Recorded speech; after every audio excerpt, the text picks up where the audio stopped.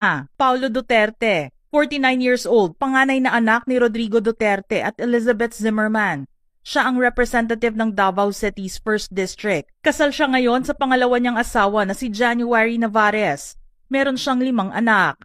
Sara Duterte, 46 years old, pangalawang anak ni Rodrigo Duterte at Elizabeth Zimmerman. Siya ang ika-15th Vice President ng Pilipinas.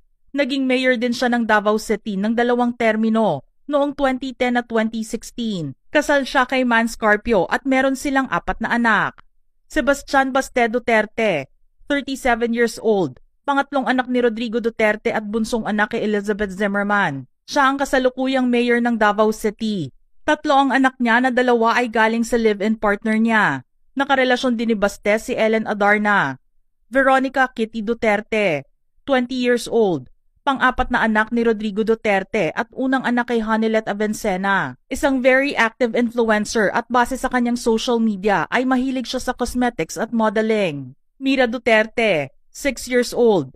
Maraming conflicting reports kung siya ay bunsong anak ni Rodrigo at Hanilet o kanilang apo. Base sa social media ni Kitty ay kapatid niya si Mira at tawag pa niya sa kanya ay Aris Twin. Sinabi din ni Kitty na silang dalawa ni Mira ay very proud daughters sa kanilang nanay.